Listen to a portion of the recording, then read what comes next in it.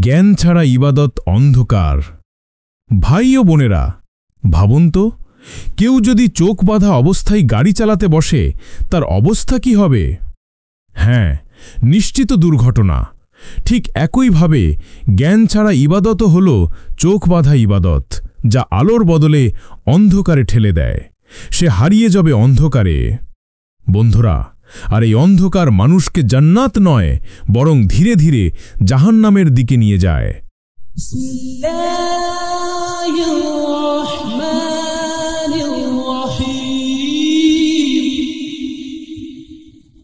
গবেষণায় বলা হয়েছে, কোরআনে প্রায় ৭৫০ বারেরও বেশি স্থানে জ্ঞান, চিন্তা, বুদ্ধি ও শিক্ষা সম্পর্কিত শব্দ এসেছে।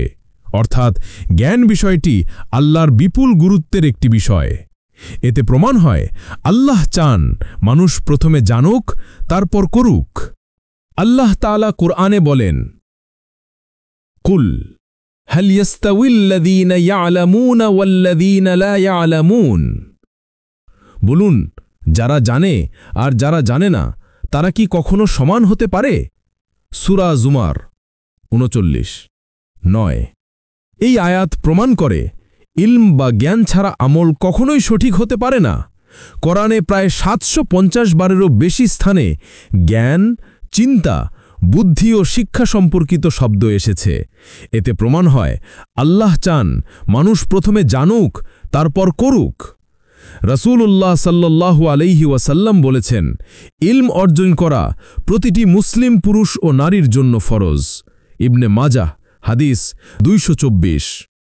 আমাদের সমাজে কিছু ভুল ধারণা আছে। কেউ ভাবে যে মন থেকে ইবাদত করলেই হবে, কিন্তু এটা শয়তানের ফাঁদ। নামাজ পড়ছি, কিন্তু ফরজ ওয়াজিব জানি না। যাকাত দিচ্ছি, কিন্তু কাকে কিভাবে দিতে হয় সেটা জানি না। রোজা রাখছি, কিন্তু কোন কাজ রোজা ভঙ্গ করে সেটা জানি না। এগুলো হলো ঠিক সেই অন্ধকার যেখানে কোনো আলো নেই। আল্লাহর কাছে ইবাদত কবুল হওয়ার শর্ত দুটি। এক, একমাত্র আল্লাহর জন্য করা, ইখলাস। ২, রাসূল সাল্লাল্লাহু আলাইহি ওয়াসাল্লামের দেখানো পদ্ধতিতে করা, সুন্নাহ। এর কোনোটিই সম্ভব নয় সঠিক জ্ঞান ছাড়া। তাই আসুন আমরা শুধু আমল নয়, আগে সঠিক জ্ঞান অর্জন করি। কারণ জ্ঞান হল ইবাদতের আলো, আর অজ্ঞতা ইবাদতের অন্ধকার। ইলম শিখি, ইবাদতকে সুন্দর করি, আর আল্লাহর নৈকট্য লাভ করি। ফলো, লাইক, কমেন্ট করুন, যেন এমন আরও কন্টেন্ট আপনার কাছে পৌঁছে যায়।